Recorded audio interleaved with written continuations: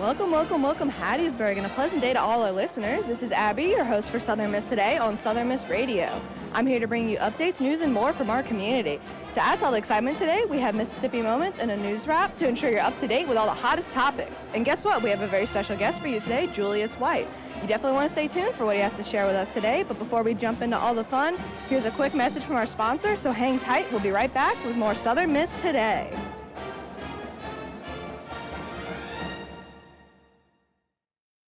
Sponsorship for Southern Miss Today comes from Mississippi Beverages. Mississippi Beverages provides water, water coolers, and coffee service throughout South Mississippi.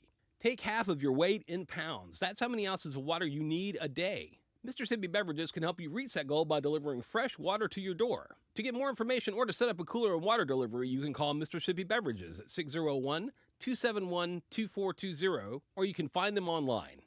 Sponsorship comes from American Graphics. Located at 8 Commercial Warehouse Drive in Hattiesburg, American Graphics provides custom screen printing and embroidery. They can be reached by phone at 601-602-2277, and the website is goamericangraphics.com. American Graphics, printing at its finest.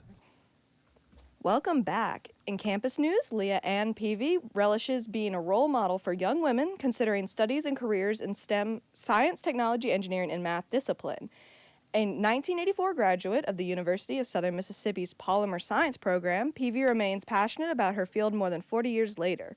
A national board certified teacher and instructor at Brookhaven Technical Center, Peavy also spent more than a decade working in the industry. Earlier this year, she was recognized for her passion, dedication, and impact in the classroom when the White House named her, along with other outstanding educators across the country, as one of the recipients of the Presidential Awards for Excellence in Math and Science Teaching, the top honors bestowed by the U.S. government to K-12 STEM teachers. Peavy was named a state finalist for the 2023 PAEMST in Science in the spring of 2023. After a state selection committee chose 3 finalists in both mathematics and science, the National Science Foundation reviewed their applications. The NSF then recommended 1 mathematics and 1 science winner for each state to the White House Office of Science and Technology Policy. Peavy was officially notified of her national award by email from the NSF in January. Also in campus news, the University of Southern Mississippi freshman Molly Collins was recognized earlier this semester with a Congressional Award Program Silver Medal, an honor that acknowledges achievements in voluntary public service, personal development, physical fitness, and expedition and exploration. To earn the Congressional Silver Medal, Collins completed more than 200 hours of voluntary public service, 100 hours of personal development, 100 hours of physical fitness, and met the requirements for the program's expedition category. The Congressional Award Program is open to youths aged 14 through 24.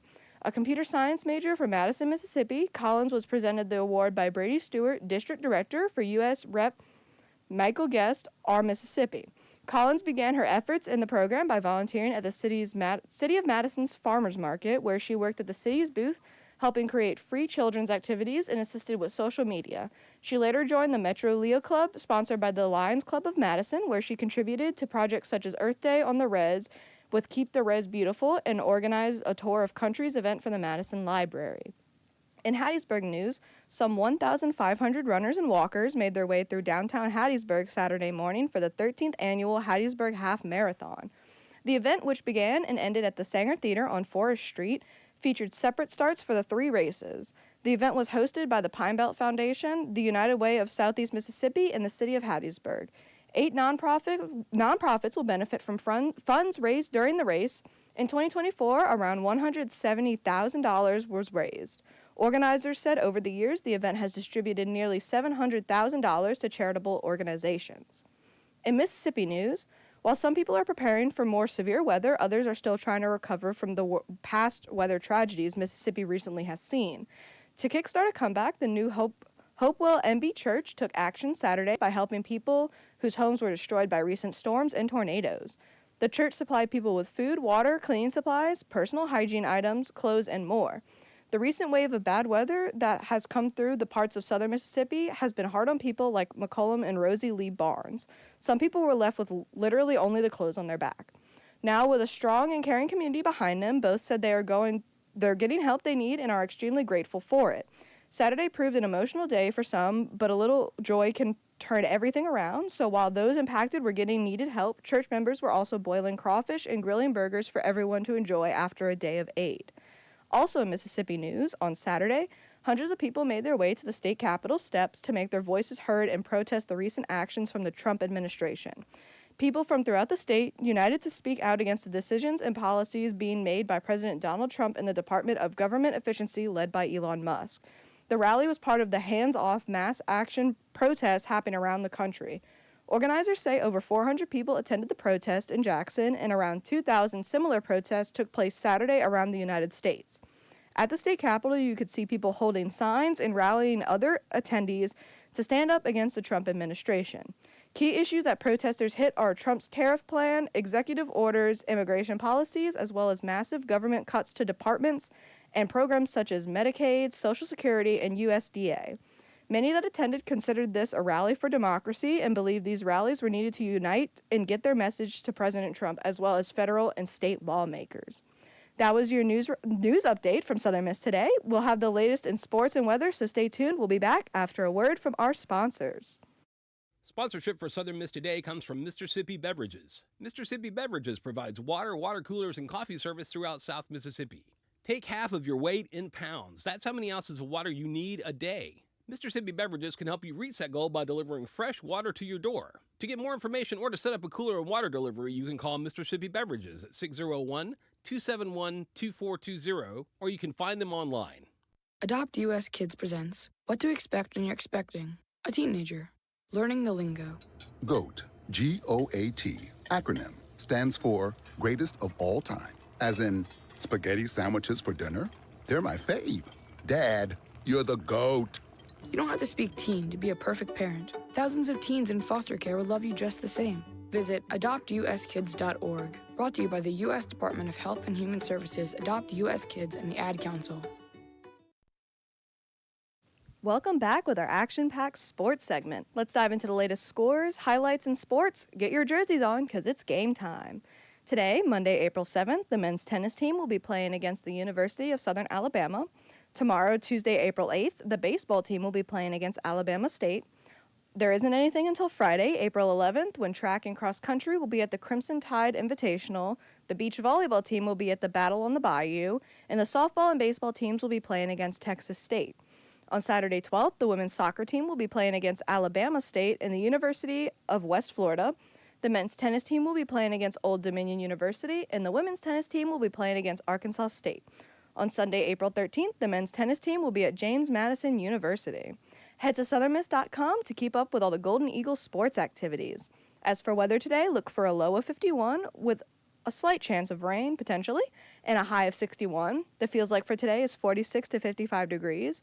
Tomorrow, look for a low of 44 and a high of 69 with a low chance of rain, and tomorrow's feels like is 42 to 67 degrees. Up next, we have Mississippi Moments, produced by the Center for Oral History and Cultural Heritage about the Red Cross efforts after Hurricane Katrina. Check it out. This is Mississippi Moments, produced by the Center for Oral History and Cultural Heritage at the University of Southern Mississippi and supported by the Mississippi Humanities Council. I'm Bill Ellison. After Hurricane Katrina, the Red Cross served over 500,000 meals to those in need. Babs Falk discusses the agency's response and the importance of volunteers to the relief effort. We have 6 emergency response vehicles in the state of Mississippi. We have 18 Red Cross chapters. The largest one has maybe 9 or 10 staff members. Ours here has 5 during Hurricane Katrina. We only had 4. And so even with a lot of volunteers, it takes a while to get things in place. We feel like we were incredibly quick in responding. We are an organization that depends on volunteers, and they have to come from other areas because so many of our people here were trying to get out of their houses and take care of their own. But we had volunteers from as far away as California and Washington in our parking lot here to help. One of the things that was amazing to me, we had volunteers who came and worked here and never told us their homes were destroyed. They came and worked 16, 20, 24 hours a day and never said a word about the fact that they didn't have a house to go home to. Bill Ellison hosts Voices of Our People, World War II, a new podcast from Mississippi Moments, sponsored by the Mississippi Humanities Council. That's Voices of Our People, World War II. wherever you get your podcasts. That was your Mississippi moment for today. Coming up, we have the pleasure of hearing from Julius after a quick break. Sponsorship for Southern Miss Today comes from Mississippi Beverages. Mississippi Beverages provides water, water coolers, and coffee service throughout South Mississippi.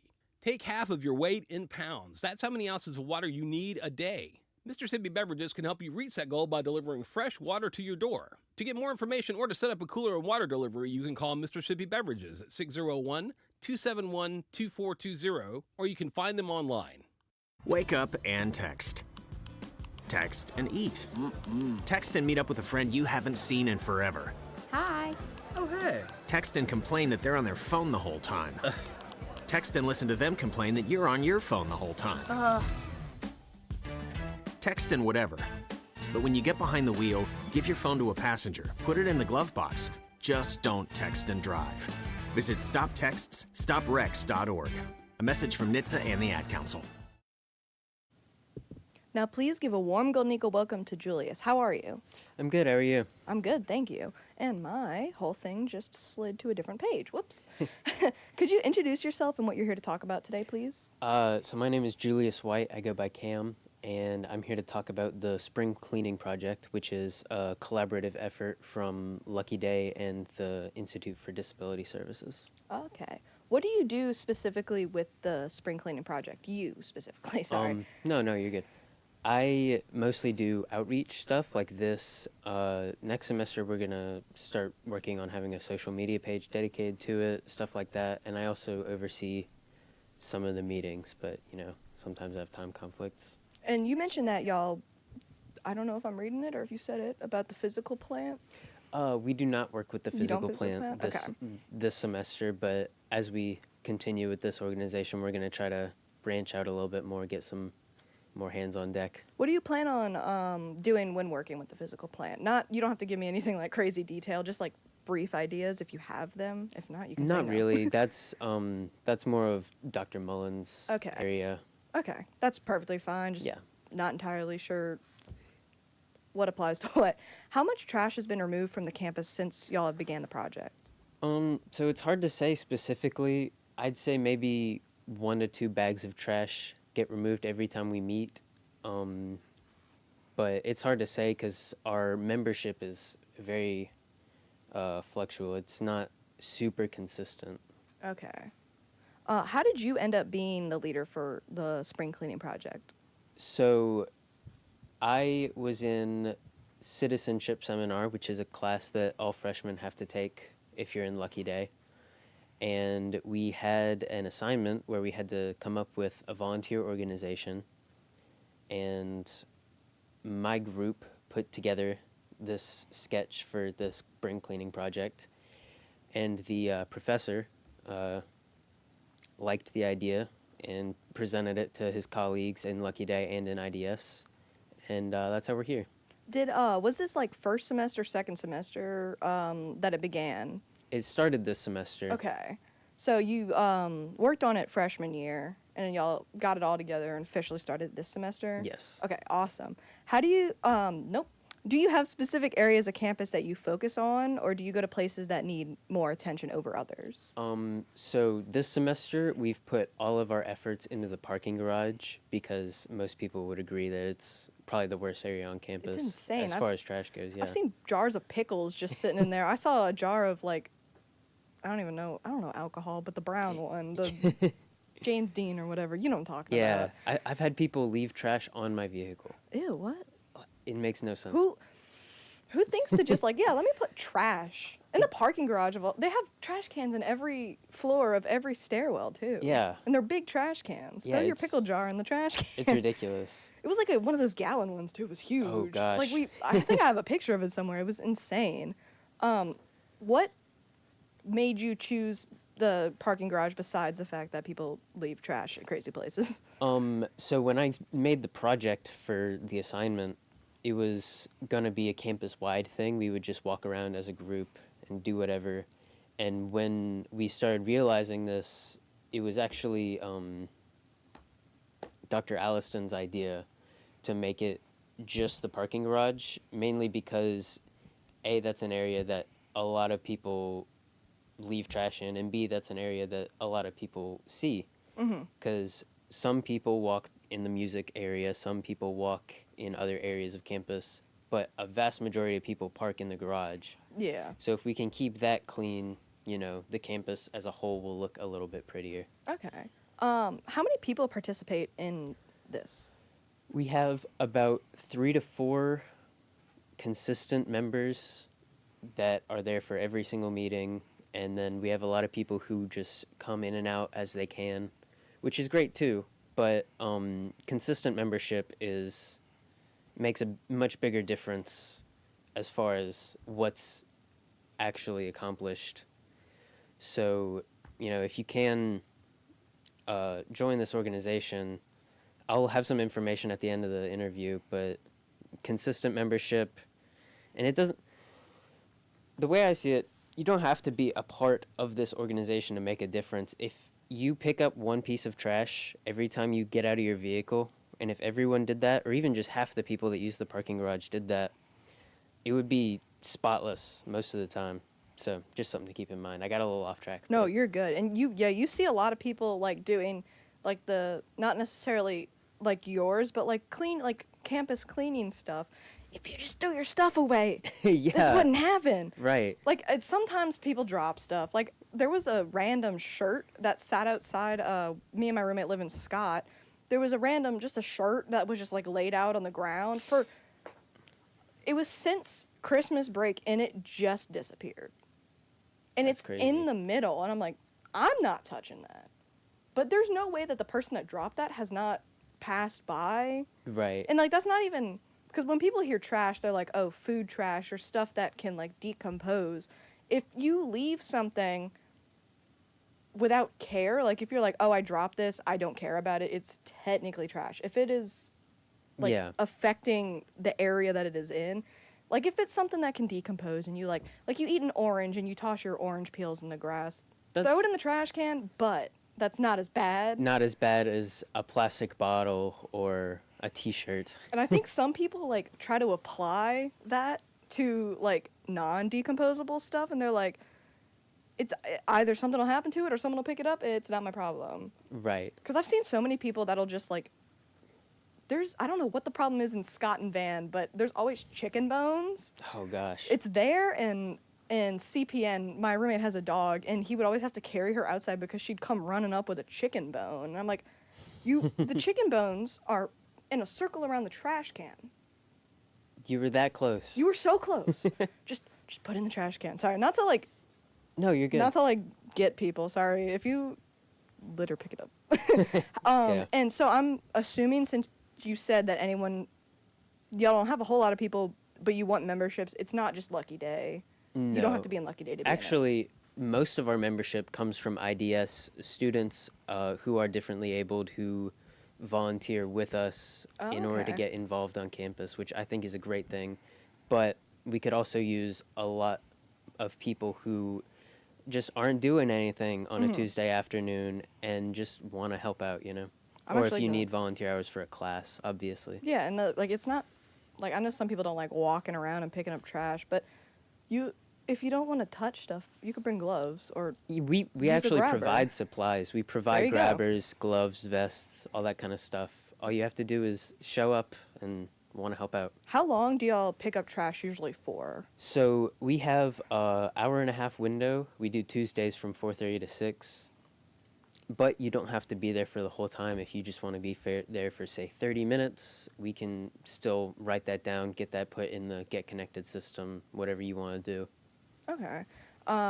Only because we were talking about this, actually. We had the person in for the big event as well, and they get a lot more people, obviously, because that's been a bigger event. Yeah. But they were like, the problem is that people don't want to put aside like an hour or two. Yeah. Which, if you're busy, not saying don't clean up trash, don't like help your community. Yeah. But if you're doing stuff and it would require you to like do something that would affect you, don't do that. Absolutely. But so many, like they were talking about, so many people will show up to the big event and like get upset that they have to like clean up stuff. I'm like, what are you expecting? What did you go to a volunteerism event for? I don't know, but And you mentioned the time that y'all meet was, I forgot the window. 4:30 to 6. 4:30 to 6. And where do y'all meet at? We keep our supplies underneath the breezeway by Lucky Day. And when it starts, we all walk to the parking garage. Or if you come in late, just go to the breezeway, grab a set of gloves, whatever, and then head to the parking garage. Okay. Do y'all plan on working with anyone else, such as, not necessarily, well, big event could work. Like, do y'all plan on working, obviously this just started. Sorry, my brain's everywhere. No, you're good. Everyone has to deal with me trying to make sentences work every day.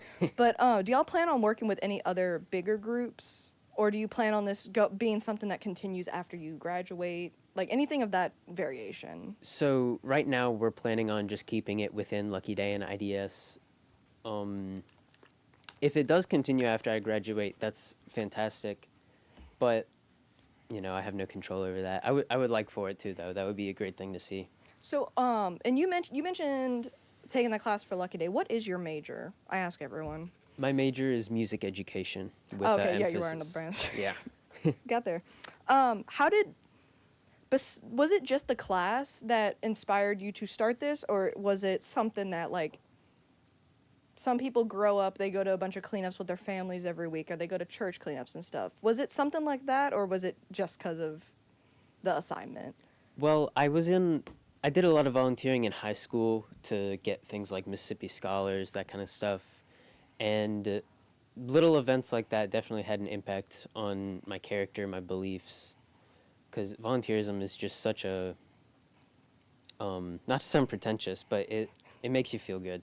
Well, yeah, that's fair, honestly. So that probably had a lot of impact on how I approached the project, but I never would have imagined that the project that I did for an assignment would end up turning into something this big. I've had a few people on that have done either, like, they were like, oh, I'm going to try to do, like, a little food drive, or I'm going to try to do, like, something small, and, like, it's become, like, a whole thing.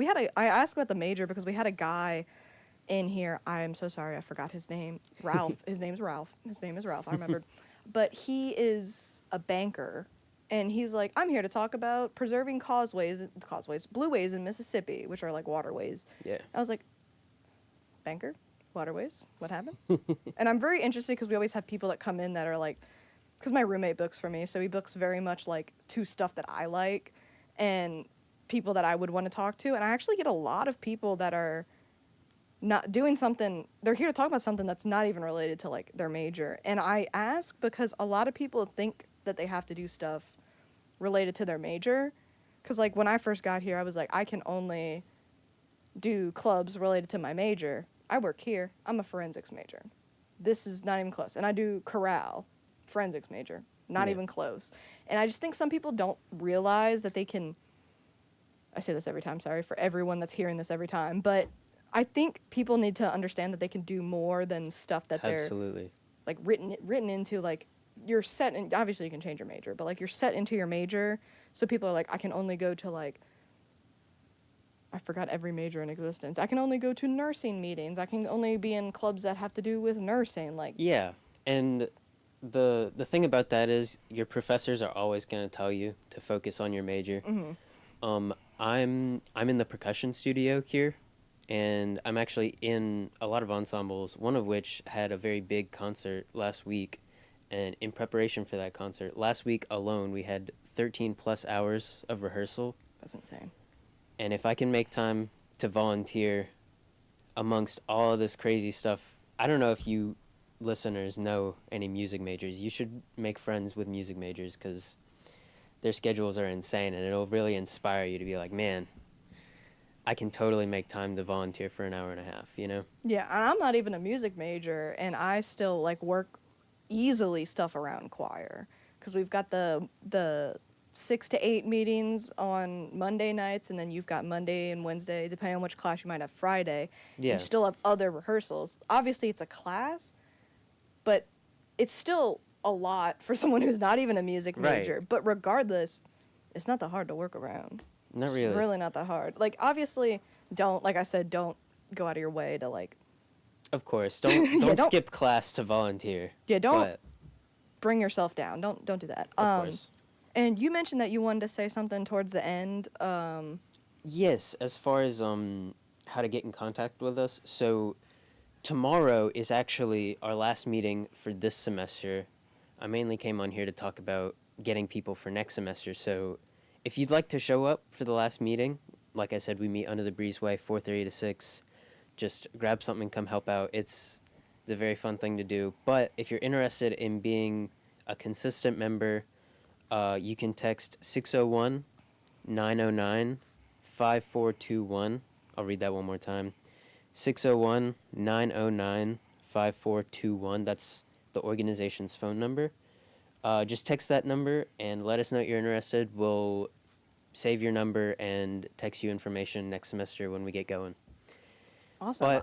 But, I'm sorry. Oh, to no, interrupt. you're so good. But also, like I said, just because this organization is being put on pause for the rest of the semester doesn't mean you can help out on your own, pick up something when you leave your truck or car. Anyway. That'd be horrifying if you came back and it was like everything was back on the ground. It was like, no, please, that was not the point. Right. Waste of time. I will put that phone number. I will go into that YouTube video and comment it for people only because sometimes audio is weird. Some people struggle with audio stuff. Gotcha. But I will go put that for anyone that is on the YouTube. Sorry if you're on the radio. If you open your car radio, there is a number inside of it. I did a bit last year where I kept saying to like open your radio while they were driving on accident.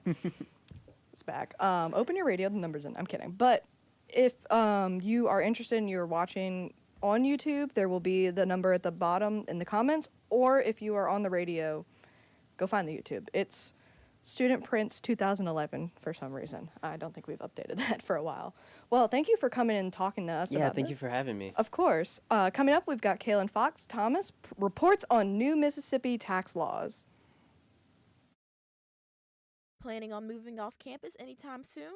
Or just going to get groceries and gas? Well, on Thursday, March 27th, Governor Tate Reeves signed the Build Up Mississippi Act into law to eliminate income tax, lower the grocery tax, and raise the tax on gas prices.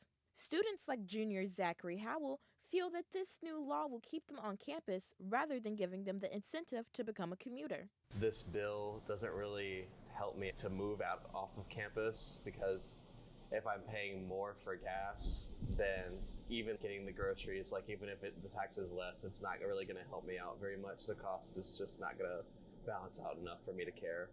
Dr. Mehdi Barati, an economics professor here at USM, speaks positively about the bill. I think more positively about it because as far as grocery sales or grocery taxes go, because 2% down would be a lot, especially for households. As far as the student goes, it depends how much they spend. My opinion is that most probably it offset, and after they graduate, hopefully it'll help. The gas taxes will be implemented this summer, while the income tax and grocery tax will be lowered over the next few years.